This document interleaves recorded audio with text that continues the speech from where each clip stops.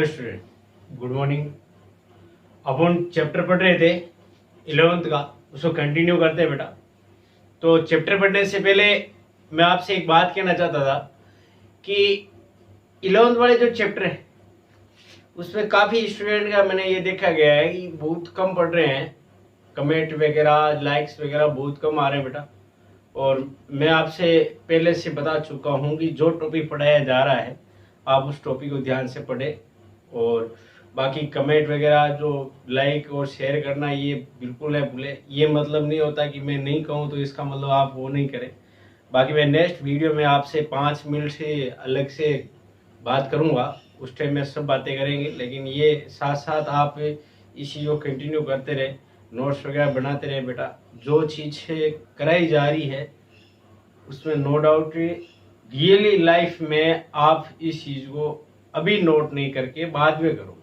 बाद में ये सोचोगे कि उस टाइम पढ़ लिया तो बहुत। अभी स्कूलिंग बेसिंग पे अब उन कर रहे कंप्यूटेशन को कमेंट करते हुए चल रहे, न्यूमेरिकल वगैरह सब चीज़ें कर रहे, तो आपका ये कायदा बनता है कि आप हर तरीके से पढ़ाई करें। ऐसा नहीं हो कि हम 12th वाला पढ़ें, 12th % बनाएं, बहुत अच्छी बात, % बनाना भी चाहिए। लेकिन ये भी नहीं कि 11th के टॉपिक को हम छोड़ते हुए चलें। तो 11th का टॉपिक मैंने इसलिए रनिंग रखा कि आप कंप्यूटेशन की थियरी भी करोगे साथ साथ, तो उसके लिए आपके पास फुल टाइम पड़ा है। तो आप इस चीज़ को भी साथ करें, जो प्रॉब्लम हो आप मुझे सेंड करें, उसका आपको सॉल्यूशन भी मिलेगा। तो देखिए, हम चैप्टर जो पढ़ रहे थे बहुत प्यारा चैप्टर है, बहुत ही सिंपल सी बातें, इतनी सिंपल कि आप सोच ही नहीं सकते। तो हमने अभी तक क्या पढ़ा था? सरल है आवर्त गति, या इसको दोलन गति भी कहेंगे। तो हमने इसमें एक आवर्ती गति पढ़ी थी और एक अनावर्ती गति पढ़ी थी।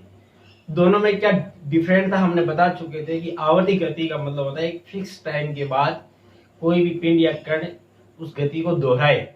दोहराने का मतलब वो वापस उस चीज को रिपीट करे, उसे हमने क्या कहा था आपका आवर्ती गति का। अनावर्ती गति जो नहीं दोहराए। कि दोलन गति में क्या था कि एक निश्चित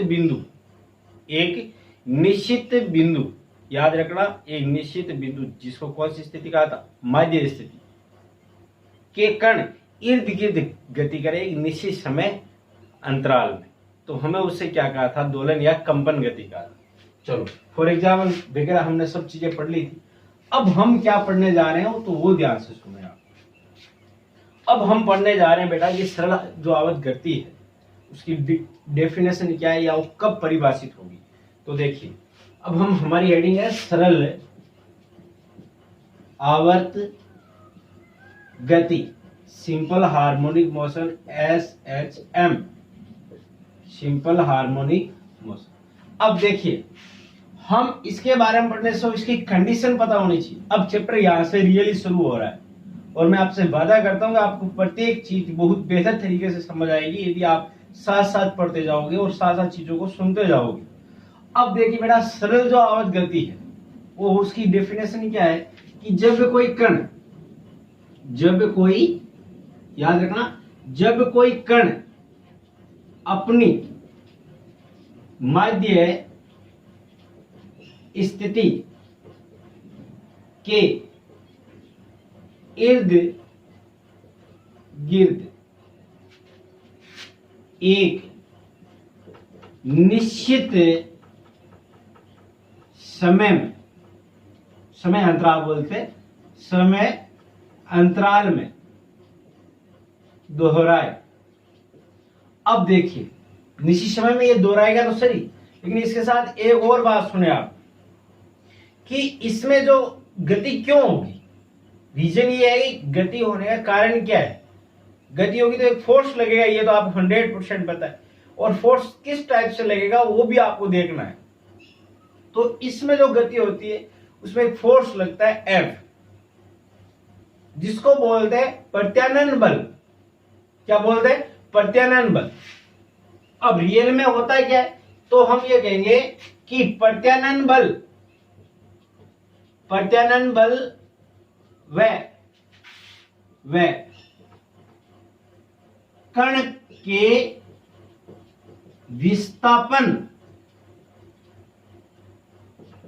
विस्थापन की दिशा विपरीत होती है। साथ ही बल व विस्थापन समानुपाती होते हैं। समानुपाती होते। क्या चीजें हैं, आपको कुछ नहीं करना, आपको इतना याद रखना है कि एक तो फिक्स बिंदु होगा जिसको अपन क्या बोलेंगे, कौन सी स्थिति बोलेंगे, मध्य स्थिति, मेन पोजीशन के इर्द गिर्द क्या करे, कण गति करे एक निश्चित समय अंतराल में। अब गति करेगी तो बेटा आप यूं सोचें जैसे ये आपका मार्कर है, ये यूं आपने इसको यहां पर संग्लित कर रखा है और यहां एक पिंड है, उसको आप जैसे ही बल लगाया तो इधर जाएगा, फिर वापस इधर जाएगा, फिर वापस इधर जाएगा। तो ये अपनी मध्य स्थिति है इसकी, जहां ये रुका हुआ था अब इस वक्त, तो ये एक फोर्स के कारण होता है। अब आप खुद सोचो, जैसे ही ये कण इधर विस्थापित होगा तो इसे प्रत्यानयन बल किधर लगेगा, इधर की तरफ, क्यों, इसको वापस तो लेके आना है। जैसे ही इधर लगेगा इसको फिर वापस इधर प्रत्यानयन बल लगेगा, तो ये प्रत्यानयन बल लगेगा। तो इसके फॉर एग्जाम्पल देखें आप, फॉर एग्जाम्पल से आपको और बेहतर समझ आएगा। तो देखिए जैसे मैं कहूं कि अपना स्प्रिंग से लटके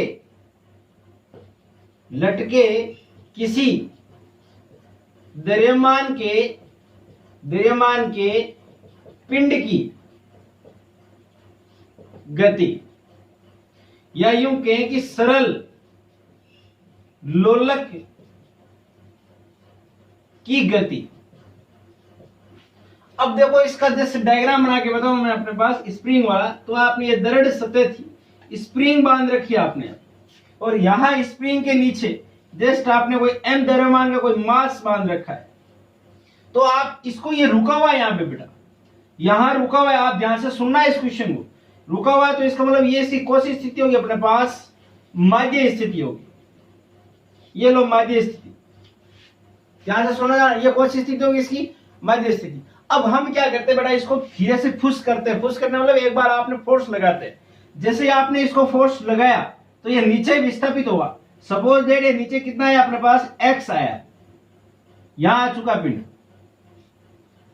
मध्य स्थिति से विस्थापित हुआ x। तो बताओ जैसे विस्थापित हुआ तो ये क्या करेगी, अपना स्प्रिंग अपनी ओर एक बल लगाएगी, यानी संकुचित होना चाहिए, तो इसके ऊपर की तरफ एक फोर्स लगेगा F, और F को कौन सा बल बोलते हैं आपको पता है, प्रत्यानयन बल बोलेंगे। प्रत्यानयन बल का मतलब यह है कि जो क्या करता हो बेटा, इस पिंड को किस स्थिति में लेके आना चाहता है, मध्य स्थिति की ओर विस्थापित करता है। दूसरी, अब आपने यहां गए, या फिर क्या हो सकता है बेटा, दूसरी कंडीशन देखना आप, जैसे आपने ये ली स्प्रिंग, इसको आपने क्या कर दिया, m द्रव्यमान का पिंड है, तो ये कौन सी स्थिति मानी जाएगी, मध्य स्थिति। अब आपने इसको ऊपर की तरफ एक बल लगाया है, अर्थात ये संपीड़ित होगी, यहां ये क्या हो रहा है, इसका विस्तार हो रहा है, यहां पे क्या होगा, संपीड़न। ऊपर की तरफ फोर्स लगाया तो ये स्प्रिंग क्या करेगी, फैलना चाहेगी। आपने इसको संपीड़ित करके यहां ले आए हो, सपोज यहां से कितना दूरी पे ले आए हो, x विस्थापित किया, आपने इसको संपीड़ित किया, विस्थापन तो हो गया, लेकिन स्प्रिंग फिर वापस बल लगाएगी, फैलना चाहेगी, और इसी बल को क्या कहेंगे, प्रत्यानयन बल। ठीक है बेटा। दूसरी देखते हैं, सरल लोलक की गति में देखते हैं, इसमें कैसे समझोगे, तो इसमें ये वाला, जैसे आपने धागा लिया, धागे के छोटा पत्थर बांधा और उसको एक फोर्स लगा के छोड़ दिया, हट गया। याद रखना वायु का प्रतिरोध न के बराबर हो, फिर आपने इसको हिला के छोड़ दिया, वो हिलता ही रहेगा, मैक्सिमम हाइट पे जाएगा, फिर वापस मध्य स्थिति, फिर आगे, फिर सरल लोलक की गति। तो देखिए जैसे फॉर एग्जांपल यहां लेके चले अपने पास, तो देखिए ये अपने पास धागा ले लिया और ये m द्रव्यमान का कोई पिंड बांध दिया या कण बांध दिया। जैसे आप इसको फुस किया तो ये इधर जाएगा, यहां पे आएगा, ये इसकी मैक्सिमम हाइट है, और ये इसकी कौन सी स्थिति कहलाएगी, मध्य स्थिति, और ये इसकी कहलाती बेटा आयाम की स्थिति। आयाम की स्थिति मैं आगे बात करूं आयाम के बारे में, या इसको कहेंगे अपने अधिकतम स्थिति, अधिकतम ऊंचाई। अब जैसे ये आया, जैसे ही ये कण इधर विस्थापित हुआ, आपने बल इधर लगाया, तो इससे प्रत्यानयन बल किधर लगेगा, इधर की तरफ, प्रत्यानयन बल। अब जैसे यहां आया फिर यहां जाएगा आगे, फिर प्रत्यानयन बल इधर लगेगा। तो हो क्या रहा है, अपने पास प्रत्यानयन बल कण की पहले वाले अपने पास स्थिति की ओर लेके आने का क्या करती है, प्रयास करती है, जिसमें वो सफल भी होती है। तो देखिए अपने पास रियल में हुआ क्या कि कण मैक्सिमम हाइट पे गया तो एक प्रत्यानयन बल लगा जो इसको अपनी ओर पहले वाली जो पूरी स्थिति लाने का प्रयास करता है। तो सरल लोलक में होगा क्या, ये चीजें चलती रहेगी, लेकिन इसी मुख्यतः जो कंडीशन वो हम अभी निकाल के देखेंगे कि रियल में होना क्या चाहिए। तो देखिए ये आपको परिभाषा समझ आ गई होगी। आपको इतना याद रखना, माजी स्थिति के इर्द गिर्द एक निश्चित समय अंतराल के बाद गति को दोहराया जाता है, जिसमें प्रत्यानयन बल के कारण होता है। और प्रत्यानयन बल और विस्थापन एक दूसरे से कैसे होते हैं बेटा, विपरीत दिशा में, जो अभी मैं प्रूफ करके बताऊंगा क्यों होते हैं, ठीक है। और ये दोनों एक दूसरे से क्या होते हैं, समानुपाती, ये भी हम अभी जस्ट प्रूफ करेंगे। चलते हैं आगे, एग्जाम्पल आप याद रख लोगे। अब सुनो आगे वाली बात, आगे वाली बातों में तो और इजी आपके पास 10 का बेस है बिल्कुल। तो देखो सरल आवर्त गति जिसको हम समझेंगे एक समान कौन सी गति ले लें बेटा, साइक्लिंग ले लें। एक समान साइक्लिक गति में यानी एक समवर्तीय गति में देखना चाहते हैं कि किस प्रकार से हम समझ सकते हैं। तो देखो मैं डायग्राम बना के बताता हूं, आप उसको ध्यान से सुनना, फिर आपको बिल्कुल समझ आएगा। एक समान चाल है उसकी। तो देखो जैसे मान लीजिए ये अपने पास गोल सर्किल ले लिया आपने, ये इसका वाई एक्स ले लिया, ये आपने इसका कौन सा ले लिया, एक्स एक्स ले लिया। ध्यान से सुनते जाओगे सब समझ आएगा। मान लीजिए कोई पार्टिकल है यहां रुका हुआ, ये इसकी माध्य स्थिति बेटा, उसी प्रकार से समझना जिस प्रकार से अभी समझ के आए थे। ये इसकी कौन सी स्थिति है, माध्य स्थिति। माध्य स्थिति अर्थात माध्य स्थिति मतलब t बराबर 0 सेकेंड की बात है। जैसे ये घूमेगा किस चाल से, एक समान ओमेगा से घूर्णन गति होगी, ओमेगा से एक समान चाल से घूर्णन गति करेगा।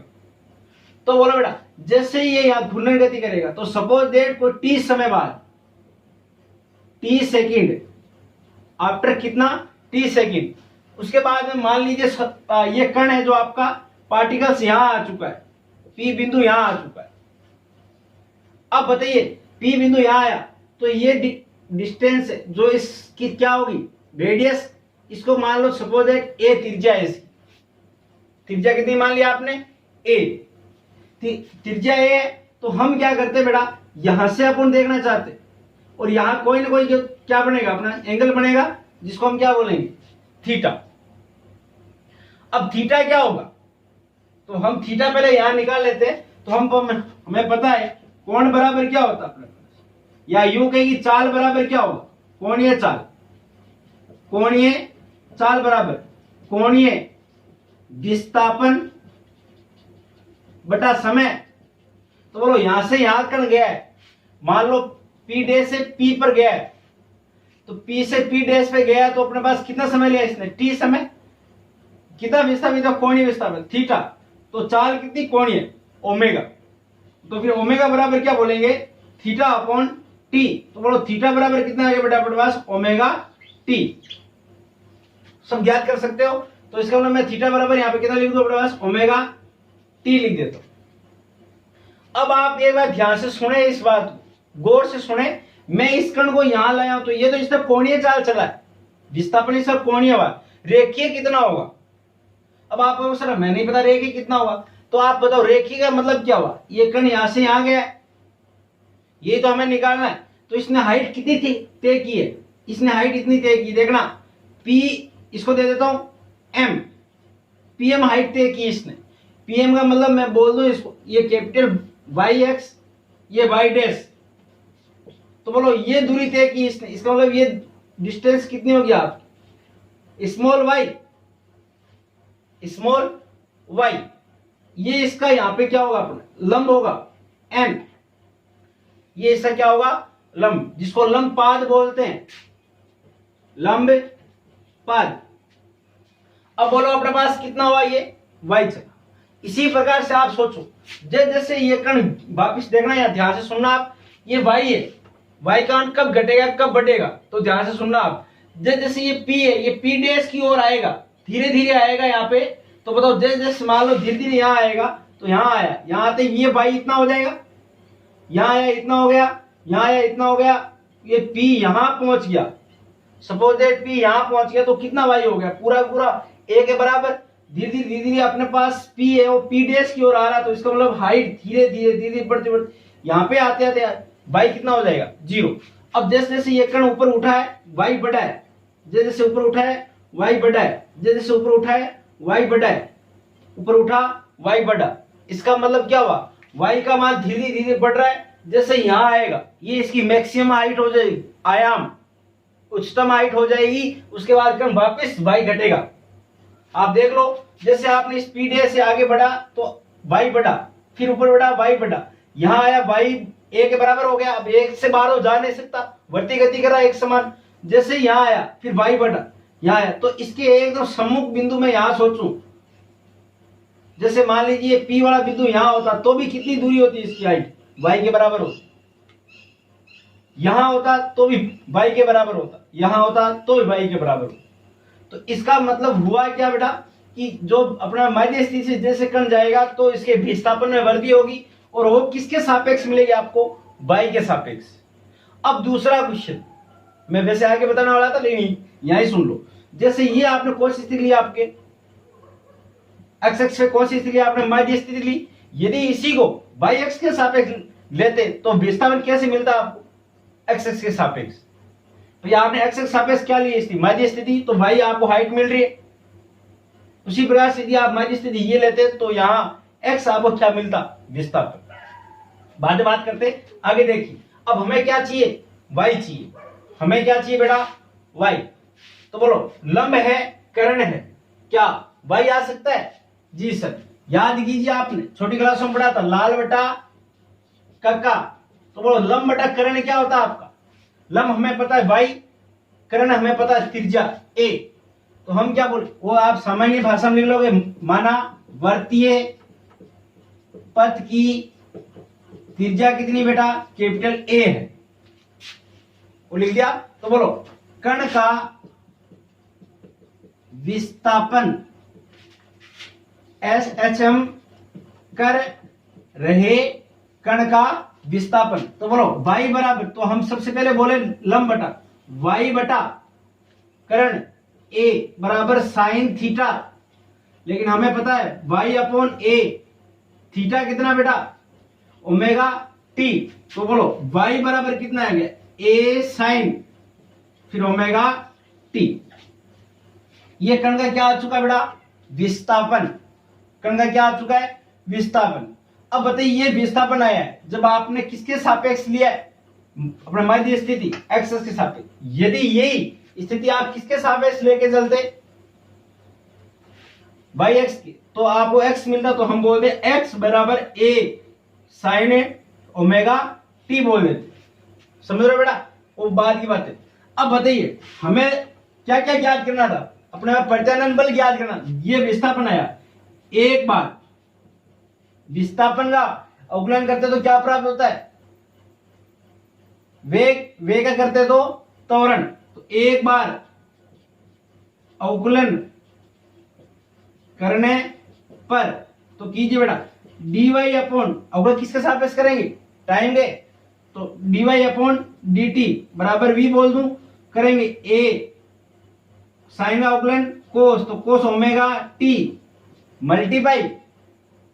मल्टीप्लाई क्या करेंगे बेटा, ओमेगा और टी और कोस के बीच कोण ओमेगा, तो ये मल्टीप्लाई ओमेगा, तो कितना आ गया, तो v बराबर आ गया a omega cos omega T.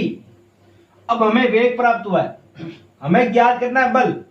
तो बल करने के तो क्या करेंगे, वेग का एक बार और अवकलन, तो बोलेंगे पुनः अवकलन करने पर, तो इसका अवकलन करेंगे तो क्या बोला, d v upon d t बराबर ए बराबर क्या आ जाएगा, ए ओमेगा कोस का हो जाएगा माइनस साइन ओमेगा टी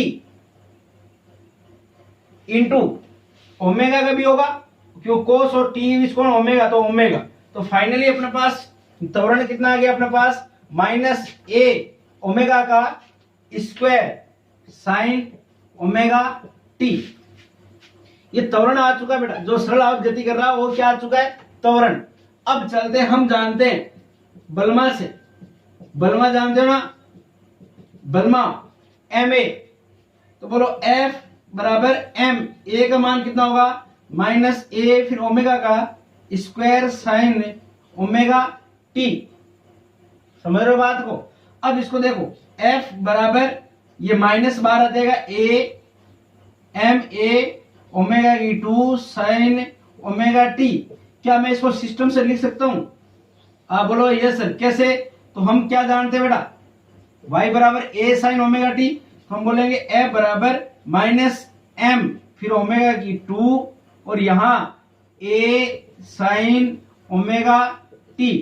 इसकी जगह मैं क्या लिख सकता हूं, y, ए साइन ओमेगा टी जगह मैं क्या लिख सकता हूं, y। तो मैं यहां लिखूंगा तो F बराबर माइनस एम फिर ओमेगा की 2 और यहां लिख दिया y।